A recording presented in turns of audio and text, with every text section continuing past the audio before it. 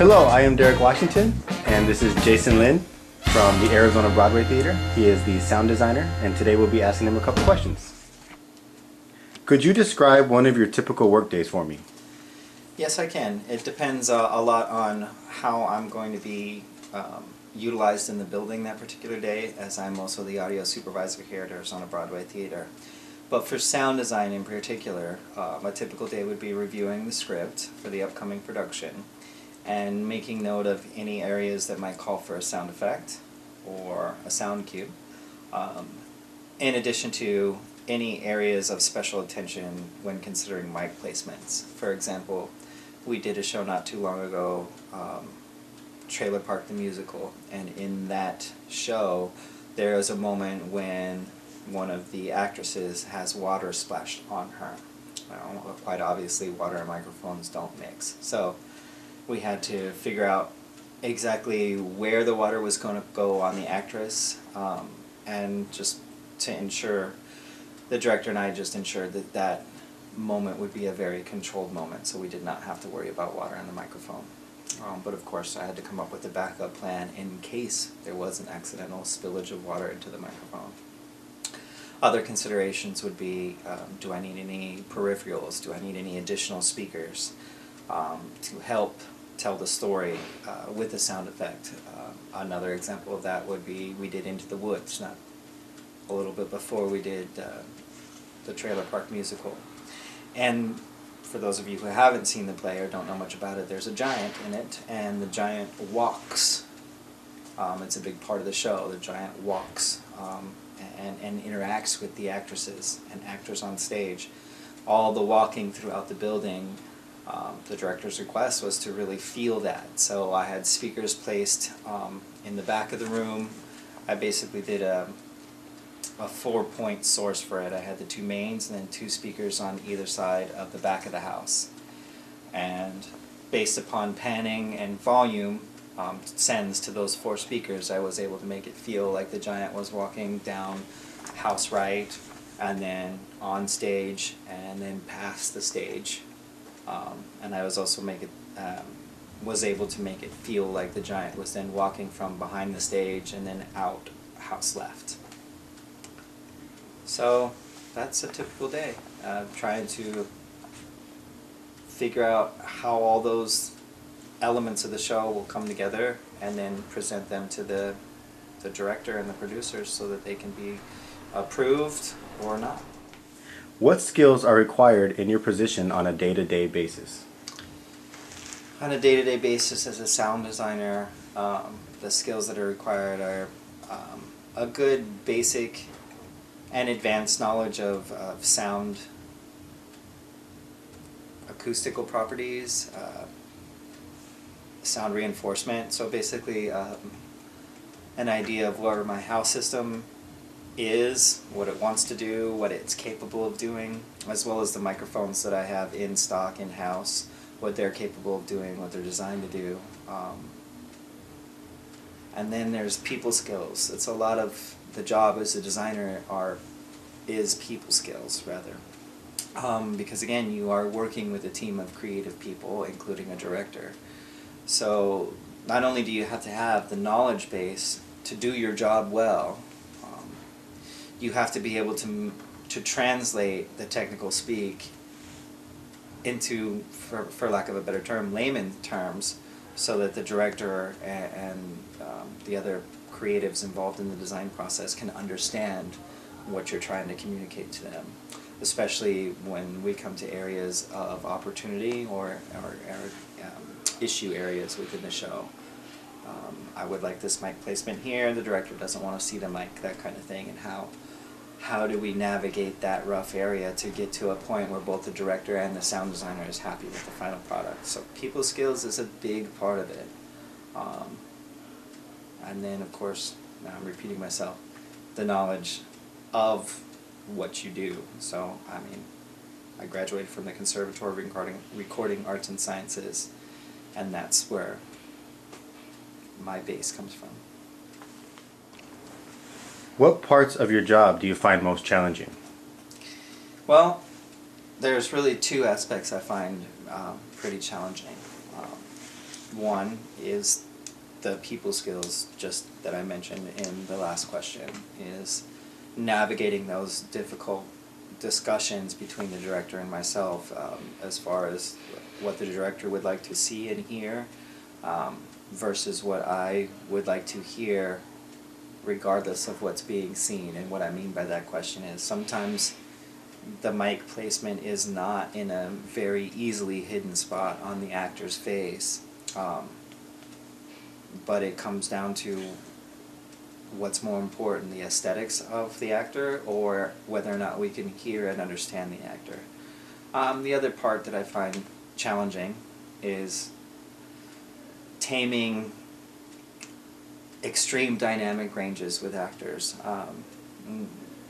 Throughout the line of work, throughout my tenure here, I should say, I have come across people who are very consistent with their delivery as far as their vocals go, so they're always in the same basic range, same volume when they're singing a song. And then I've worked with people who go from a singing whisper to a very loud and present vocal, and being able to account for that dynamic sweep in maybe even one phrase of music is a challenging aspect of this. And then the last thing to mention would be it's live sound. So one of the harder challenges to go through is troubleshooting on the fly, especially if you are also the board operator, because you have to make sure that you're not missing your pickups, that your mix still sounds good, that if you have a sound cue coming up, you still fire that on time, but at the same time be troubleshooting what is happening backstage with the deck crew or with your A2 to make the correct choices so that actor can get back on stage and heard again in their mic. What do you find most enjoyable? That one's a really easy answer. I find the most enjoyable aspect of the job is at the end of an opening night with a standing ovation, or any crowd reaction, passing through the lobby after opening night and hearing patrons discuss the sound of the show and how much they liked the quality of the voices and how they could hear each particular piece of instrumentation. That is my favorite part of the show. Nothing feels better than knowing you've helped a great piece of art come off and come off well to the audience. Are there any negatives to your job? With this particular field that I'm working in now, live sound reinforcement, there's only one big negative, but I think that you're going to find that across the board for any kind of sound position, and that is there are weeks where you don't have a lot of free time, where you are working 55, 60 hour, 65-hour weeks because the show's about to go up and there's a problem that happens or there's a last-minute change that needs to take place right before opening night. The show must go on, and so as the sound designer, you need to make sure that the show does go on. So that's the only negative, but in my opinion, that again, the opening night crowd and that reaction, it outweighs that negative, for me, anyway. Which seasons of the year are toughest in your job? Really only one season, and that would be the holiday season, so the end of the year, Thanksgiving and Christmas. Because it is the holiday season, there are a lot of folks, the general public that is, they have time off, and they're visiting their family. And a part of that process for most people is going out to see a show or something along those lines while they're in town visiting their relative.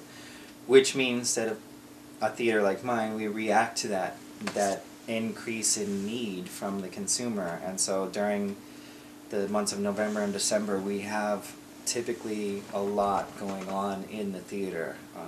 So that's the most difficult time. There's just a lot to be done during the holiday season, making the building change over for the various holidays, as well as the main stage shows. But in addition to that, we're filling up our house with every down day or dark day with some event of some kind. How would you describe the culture of this industry? How would I describe the culture? I would say that, well, we're all professionals, but we're also, every one of the people, we're a creative team. So that's it. The culture tends to be you working with creatives. So that can mean you're gonna run the gamut. You're gonna have some folks that are, in appearance, are barely keeping it together, but again, the show is gonna open and they're gonna have a great show, and then you have other folks that are 100% put together all the time, and anywhere in between there.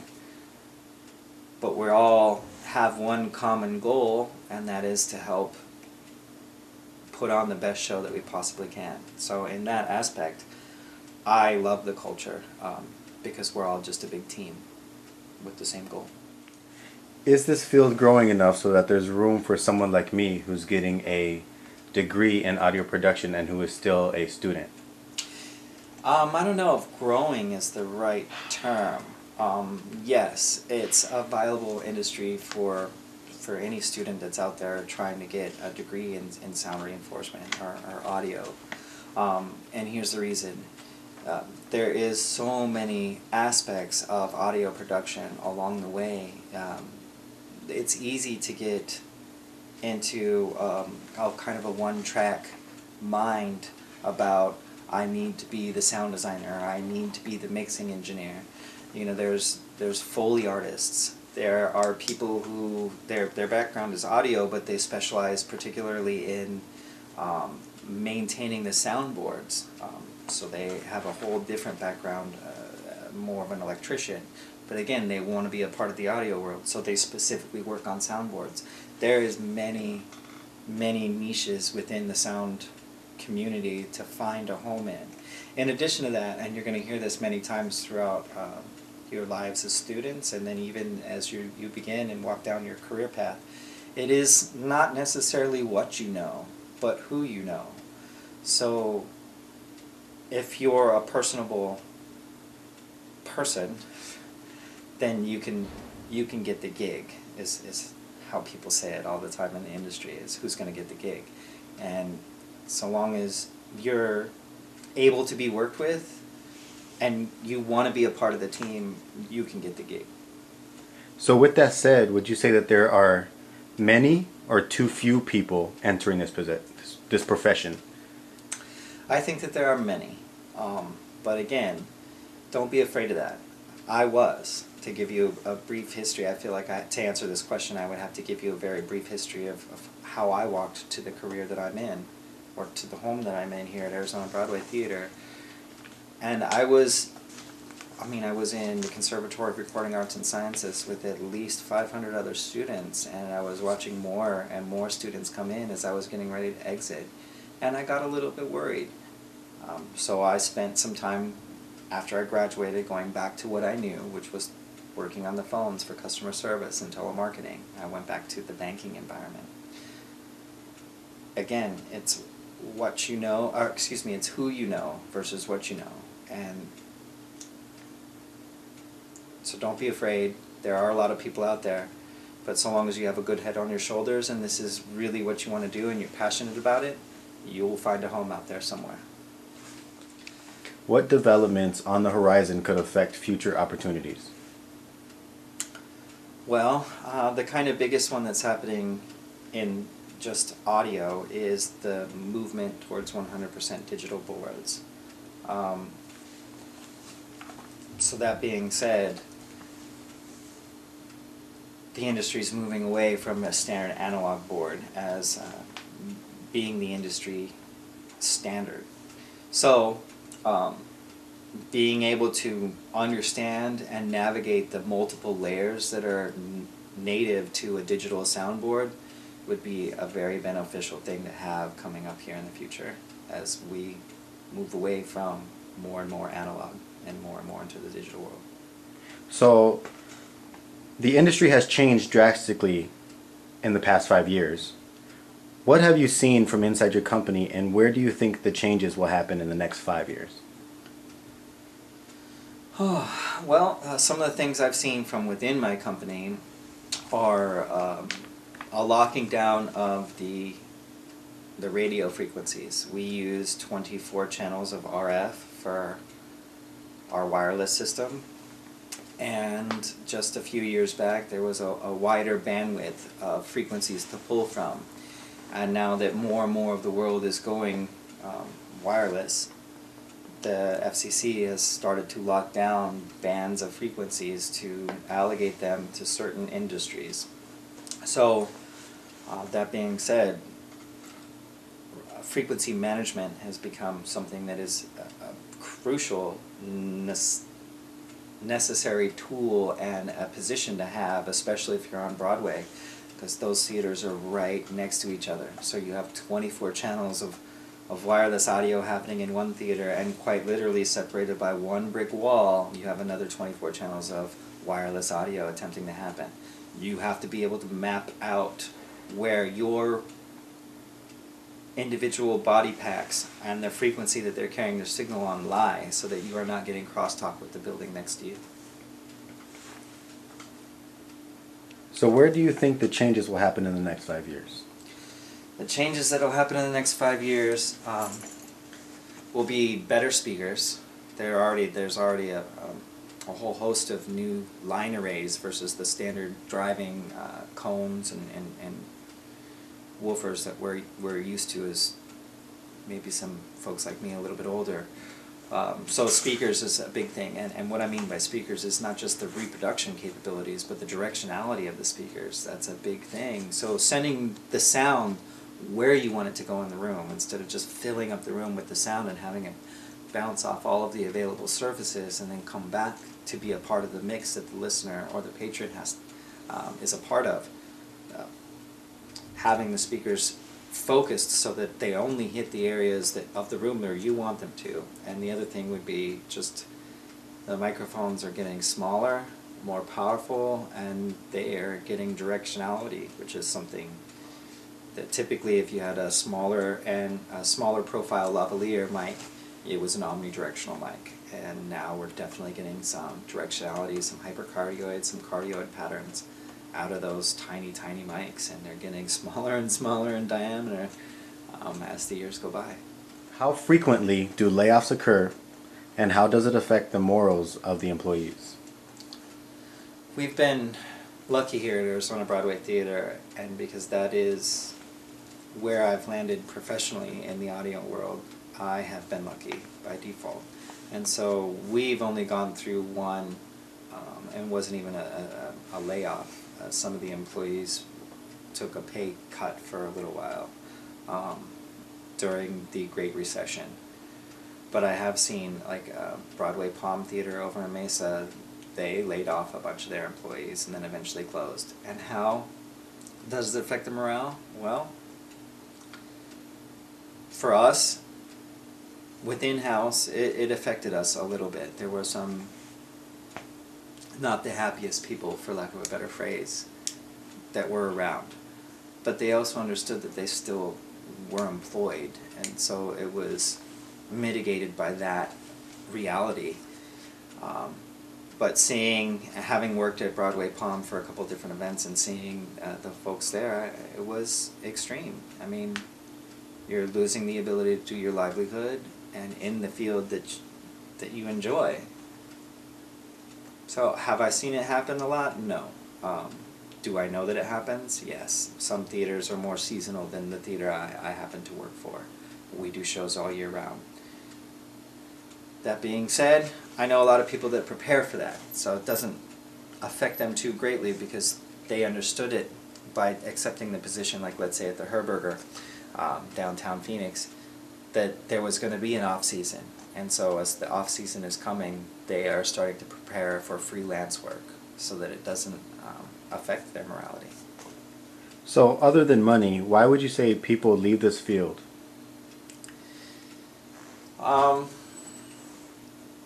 Because sometimes, and this is going to sound bad now that I think about it, but it's really the truth. Sometimes there comes a point in life where playing pretend, helping people play pretend is just not what you want to do anymore. It's not, these hours, the infrequency of the schedule and the frequency of the need to work more than a 40-hour week is sometimes not conducive for family life, let's say.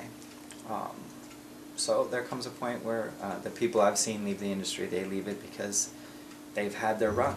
They've enjoyed the time that they've spent, and now they want to move on to something that's a little more 9 to 5 with the weekends off and a guaranteed weekend off, or they're never taking their work home with them, so they can spend more time with, for example, a family. Who are the most important people in the industry today? Well, so you think that I'm going to pull out some names, some star names, some folks that are working on Broadway right now. But really, the truth be told, the most important people for the industry are you good people out there on the other side of the camera that will be coming into this industry over the next couple of years. You're going to be on the forefront of some cutting-edge technology that's not available to folks that are currently in the industry, and helping keep theater and live sound in the popular culture. So it's you folks that are the most important people in the industry. What would be a reasonable salary range to expect if I entered this field? Well, having interviewed for and landing the position here, I did do some research on that, and it's an easy expectation anywhere from the high 20s, so like 25 up to 30,000, all the way up to the folks on Broadway bringing in about 75,000 a year. What is the long-term potential? That I kind of find, I feel like I can't answer that with a blanket statement. Long-term potential is, again, it's based on you out there as the professional coming into the industry. The sky is kind of the limit, because it's not necessarily, again, it's not what you know, but who you know. As long as you keep your mind and ears open to receiving new information and making good use of that new information, the sky is the limit. You can go and do anything that you want to do within this field. So what would be the typical path to take? The typical path to take can be humbling. A lot of folks have made the mistake of coming out of school and expecting to land a board operator position right away. That is typically not how it runs. Here's a small example. I did have my Conservatory of Recording Arts and Sciences degree or certificate before I started work here.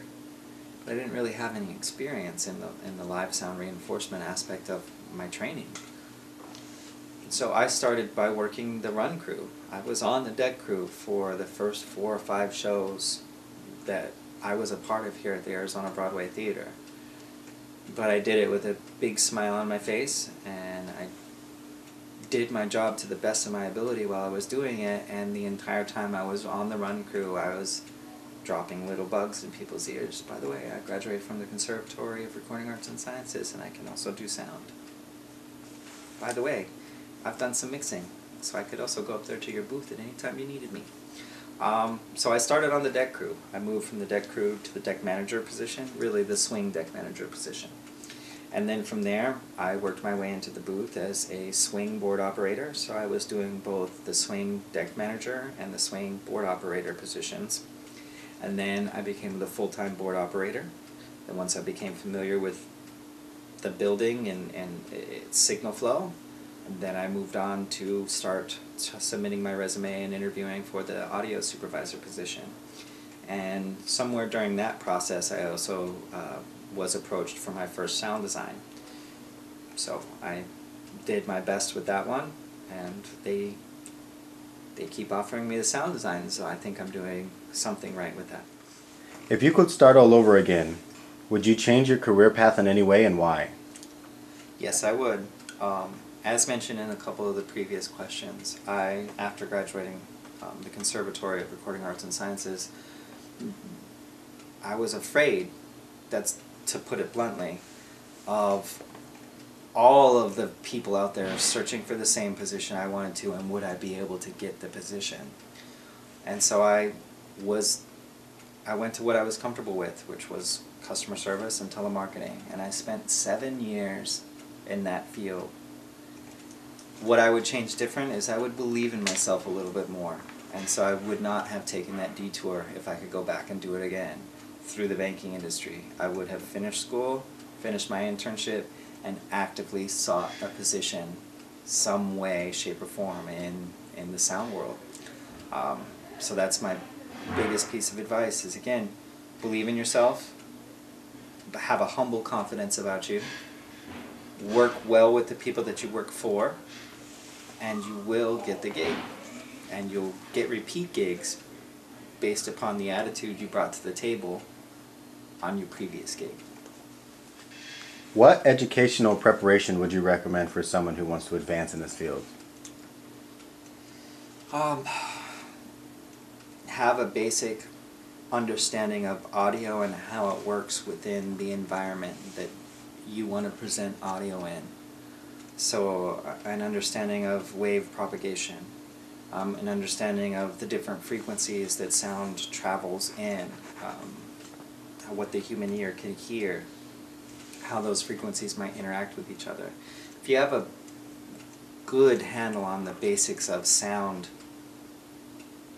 propagation, to use that word again, that's really what you need, because from there, most of the job is explaining to folks that don't have that same education why you're choosing to do the steps that you're doing.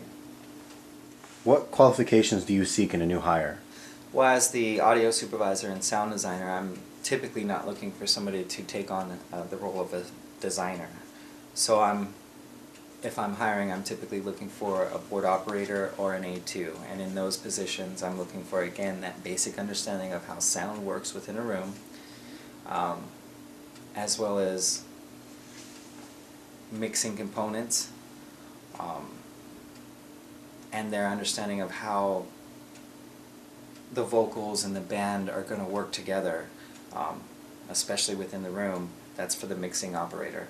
And for the A2, just an understanding of the signal flow of the room, or signal flows in general, and then microphone knowledge. What do I need to go to first if there's an error with the microphone? So basic order of operations. Can you recommend any courses I should take before proceeding further with my job search? In addition to the ones that I've mentioned a few times now, like the basic understandings of how sound works within a room, wave propagation, etc., would be an understanding of music theory. As a sound designer working with a orchestra down in the pit and a music director, that is one of my areas of opportunity currently, and I am going to school for that, as a matter of fact, coming up here in the fall, is that language that musician speaks, having an understanding of that and being able to communicate in the same language that your music director is talking to your musicians in is, I believe, key as a live sound designer, especially when considering musical theater. What companies or industries do you think I should target? That's going to be a question that you yourself, as the fledgling or entry-level professional and student, that you're going to need to answer for yourself. As I mentioned in one of the previous questions, there are a lot of specialties within the audio sound world that are out there. And so I would say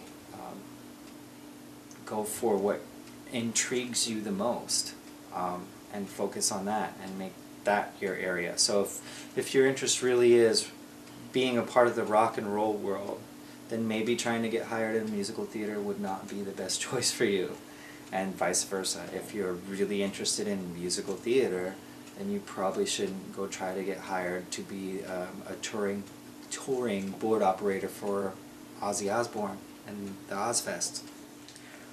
Would the work involve any lifestyle changes, such as frequent travel or late night business entertaining? Depends on what level you are in your field at the time. That answer is both a yes and a no.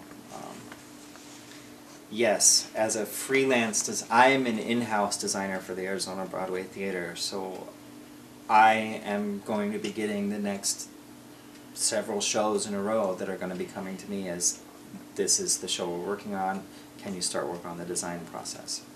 For a freelance designer, that means that you need to be hungry, you need to be out there searching for your next gig so that when this show is up and running and opened, that you're going to the next city for your next shows. That involves a lot of flying.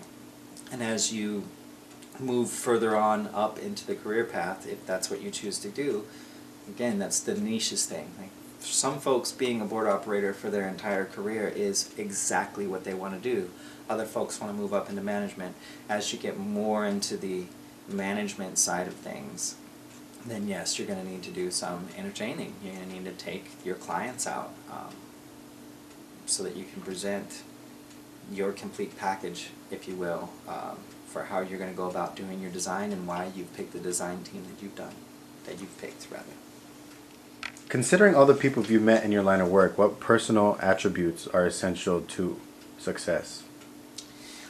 Confidence is a big one. Being confident, but not overly confident. You need to have a clear understanding of what you know and what you don't know and be able to communicate that with the creative team that you're working with. In addition, a good personality goes a long way in this industry. I've heard the example given a few times over my tenure here at the Arizona Broadway Theater that Mr. X could get the job. He knows a lot about sound and how it works, but he's a really difficult person to work with. And so we're going to give the gig to Mr. Y, who doesn't know as much as Mr. X, but he's an easier personality to get along with. Not that you don't want to stand your ground. You're the designer. You want to stand your ground, but you also need to know when it's okay to bend and when it's the wrong fight to fight. So confidence and an understanding of the personalities you're working with, as well as remaining humble and personable. What professional journals and organizations should I be aware of? That really depends on your career walk, where you're going with your audio career. For the theater world, there's a big conference that happens every year called the USITT that I just attended. Arizona Broadway Theater actually sent me there as their audio supervisor and sound designer. That is a big one if you're going to be in the music, just the theater world in general, music theater included. That's where all of the professionals for the theater community meet every year. In addition, there's many magazines out there that, again, they're focused on the specific niche of audio engineering or sound reinforcement that they tailor to. That sentence is a little weird, but here's an example. There's mixtape, right? There is live sound reinforcement. These are two different magazines that have two different target audiences. Obviously, live sound reinforcement is for those folks like me, but it covers all aspects of live sound reinforcement. So within the same magazine, it could have mention of a musical theater. It could have mention of a new rock and roll or country western restaurant that opened up. Or it could mention, you know, the latest line arrays that are available for your stadium arena rock shows. And then the mixtape it's more geared towards people doing recordings, especially recording to analog tape, which is a whole nother argument within the sound world there, where you're going to record to analog tape or you're going to record to the digital medium. So keep your eyes open and go actively hunting for those things. The list is too big to name in one interview. Other than the SM57 and the SM58, what are some unique microphones and how do you use them? Well, the KSM 109, the Beta 58, the Shure Beta 58, it's really based upon their frequency response and their polar patterns. If I may just go off camera. This little book here This is my microphone Bible. This is really what you should have on you at any given time. So in this book is the specs, frequency response, and polar patterns for every mic that I've ever touched along my career. This Bible allows me to then go through here and determine what mic might best fit the application at hand. For example, I use the KSM 109 on our acoustic bassist downstairs. Now, many people would think, why would you use the KSM 109? Specifically for my theater, our bass player sits on a riser that's hollow underneath. If I use a microphone geared for bass that has a really good low-end response with no roll-off, I end up picking up a lot more than I intend to and bringing it out into the house. So I use the KSM 109 because it has a nice roll-off towards the low end. It still has some low end, but it rolls it off. Again, it seems counterintuitive to put something that rolls off bass on a bass. My problem here in this theater is I have a hollow platform they're on. That's just one example. So what kind of microphones are on the actors? On the actors, because they have quick changes, and quite obviously we don't want to see like the Madonna halo on our actors, so we don't have the big halo boom mics that come out with the big fat windscreens. We tend to use our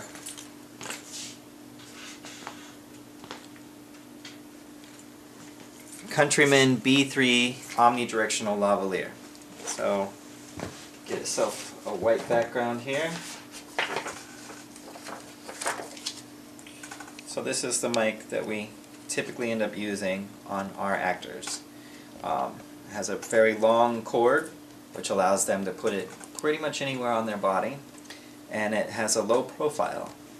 Basically means that it's skinny and small, so that when I put it up on an actor's head or even across their cheek, there are moments in time where it completely disappears into the lighting and the environment on stage. We are actively seeking some additional mics because, as I mentioned, this is a omnidirectional microphone, so it picks up in a 360-degree polar pattern, which is detrimental considering that I have monitors for the actors above their heads. I don't really necessarily want to pick up the signal that's coming from up above. I want to pick up the sound source, which is their mouth. So we're moving to some directionals. One of those is the Countryman B2D that we're looking at. And then there's another one that Point Source Audio makes, and I think it's a CTR5, if I remember correctly. What kind of soundboard is used in this theater? At Arizona Broadway Theater, we have in-house a 48-channel Yamaha M7CL. I am infatuated with the board, for the lack of a better word, and here's the reasons why. It's the best of both worlds. It's an analog board with no layers, but it has a lot of digital capability. So I have all of the 48 faders available to my fingertips should I need to instantaneously get to that channel. I don't have to go through layers to make my first 24 become the second 24. But at my fingertips is what Yamaha has dubbed the Centralogic functionality. So at my right hand in the center of the board, at my fingertips, I have the ability to make their DCA faders, which are 8 faders located at the center of the board, become the controlling fader for just about anything on the board. So with the press of a button, I can make the 8 faders in front of me become the first 8 channel strips on the board. I can make it the second 8 channel strips on the board. I can make it bring up my mixes. And so now on the DCAs in front of my face, I have all the controls of the mixes at a fingertip. I also have the matrices right there at my fingertips. So, and those are the major outs that go directly out of the board through the Omni outs. I also have control of the out ports. I have control of the rack effects. All of this is at my right hand with pretty much the press of a button. But again, in the need to troubleshoot something right now, no time I have all 48 channels available to me by pressing their channel strip. It changes what's happening on the center screen, and now I'm controlling. In addition, because of its digital functionality, I have the ability to, there's control software available out there for the iPad. And so during, like, let's say a cast EQ or even a band EQ, I can be where the audience is and controlling the soundboard, which is up on our balcony. So it's not at all where the majority of our patrons sit and listen to the shows.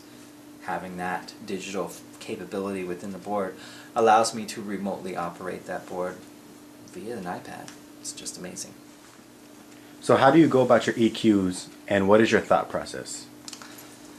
I'd start with the thought process side of that question. Sorry to jump to the tail end of the question first, but my thought process is, at the end of the day, I want my job to be what it's titled, sound reinforcement. So my ultimate goal with EQing any actor or any instrument is, as it's being reproduced through my speaker system, it sounds like the actor. That's it. I don't want any additional amplified qualities to the voice. I don't want them to have lost so much of the frequencies that are inherent to their voice that they sound weird, like the tunnel effect or the muted muffled effect. I don't want any of that stuff to be at the end of the day. At the end of my EQ session, I like to feel like all I am hearing is that actor louder, that instrument louder, and that's it. How do I go about doing that? Some of that comes from just the process, having done it several times in a row. Your very first EQ will not go as quick as your 57th EQ or your 157th EQ. With each time that you go through the process, you're going to pick up a new step or a new epiphany of like, oh goodness, that's where that frequency lies that I keep hearing. And so I follow a rule that was established in the Conservatory of Recording Arts and Sciences, where I will cut EQ before I will add EQ 100% of the time. If I can't get what I'm trying to achieve, which is a natural sounding voice, by making cuts in the available frequency bands, then I will start to give back a little bit where I can. I tend to walk around the house as I'm EQing somebody because I want to hear what their voice sounds like as I get closer to one side of the house or as I get closer to the other side of the house. But I also spend a lot of time during that process in what would be referred to as the sweet spot, which is where the stereo fields cross over and I can get a complete picture of what is happening out of both the left and the right speaker. But you can't spend too much time there because not every patron is going to be watching the show there, listening to the show there.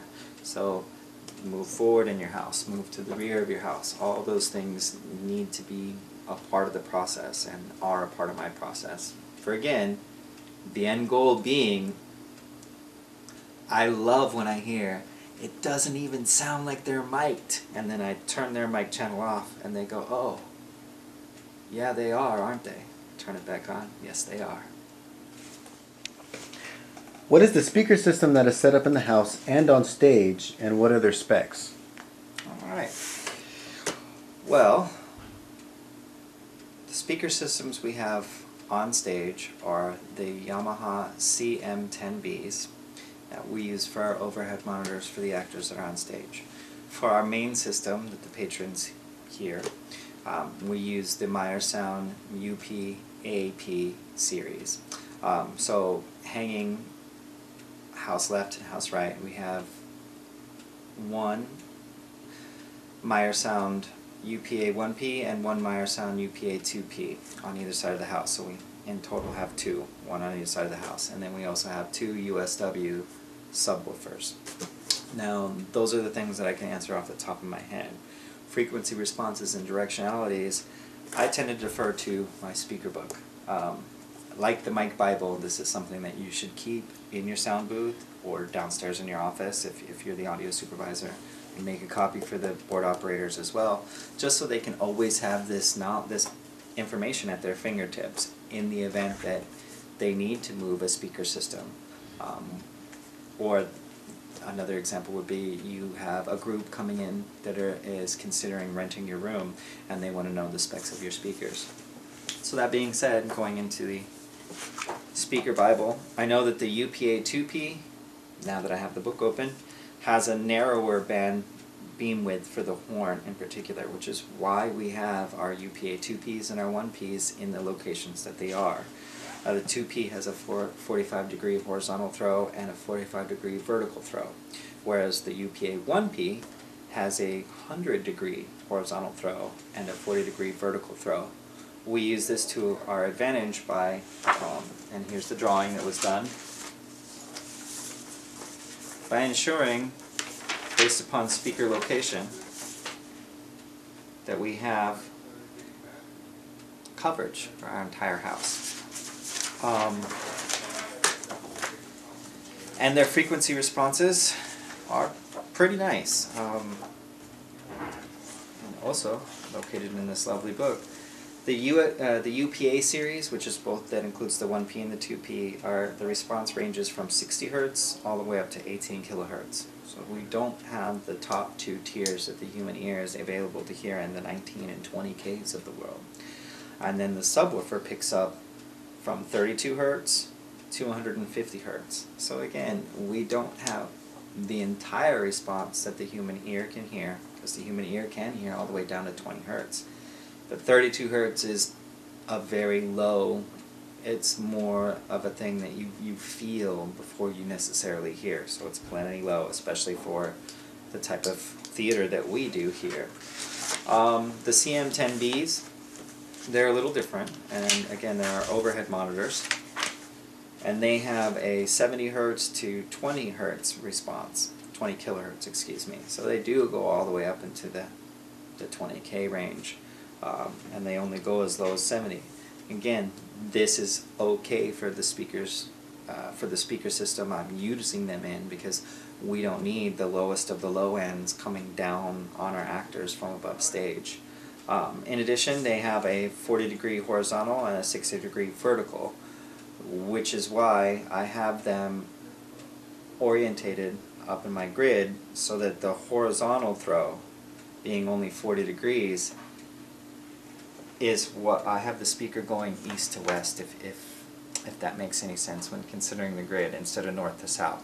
So if the speaker was oriented north to south or front to back of house, then that 60-degree vertical comes in play, and I get bleed out into my house. If I turn them sideways, side to side of the house instead of front to back, then that's mitigated, and I get the wide coverage for my stage, but I get the narrow horizontal coverage coming down. So instead of having significant bleed out into my house, rows A and B might hear the overhead monitors, but once you start getting further back from there, you're really just getting the mains as your sound pitcher, as your audio pitcher, which is what you want. You want your audience to be hearing what you want them to, and not any type of overthrow from your other speaker systems. Now, are there any last comments, and what would you like us to take from this interview? That's a great question. The last comments would be, I can't stress enough the importance of retaining your manuals and knowing where you can get that information. It's not essential for you to have every bit of knowledge in your head. With the way that technology is moving this day and age, it's almost an impossible task to try to keep all of that stuff organized up in your brain. What is really important is to know where to find that information when you need it. Not rifling through a drawer, oh, I think I put it here. Having those various things like this speaker book and my mic book, knowing where they're at so that you can get to the information that you need right now. That's a big thing. I can't stress enough being a personable person, but that again depends on where you want to go. For many people, and this is a very true thing, for many people just being the board operator, that's what they want to do for the rest of their life. So as long as they're a great board operator, they don't necessarily have to be the most personable person in the world. should you want to move forward in your career path, maybe into some more design work, maybe into some more audio supervisor, management type of work, you're going to need to bring that personable personality along with you for the ride, or you won't get the gig. What would I want you to take away from this?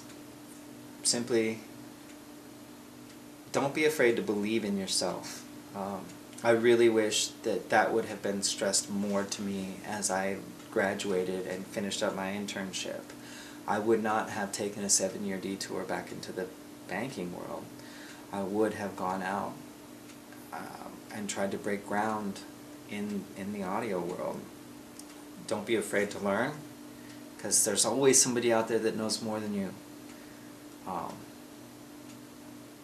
And be professionally humble. What do I mean by that? Well, you may know the right answer, and you may know it before your designer that you're working for knows it.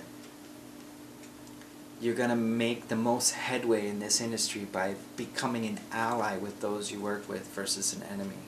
It's very easy in that scenario I just painted to jump over your sound designer's head and throw out the very correct answer that you know. But you'll make more headway within your career path by pulling the sound designer that you're working for aside and saying, hey man, the answer is this. And then letting the sound designer go back to the conversation, the discussion at hand, and give that answer. If you're working with somebody good, they're probably going to give you credit. Even if they don't, you've now made an ally with that sound designer, and he's going to call you every time for the gig because he knows that you're going to have his back. And when it comes time to make a recommendation for the next sound designer, guess who's going to get that recommendation? You. Well, Jason, I know you're a very busy man, and I would like to thank you for your time. You're more than welcome. Happy to do this anytime. And the best of luck out there for everyone. Believe in yourself. Know what you're talking about. And you're going to go a long, long way.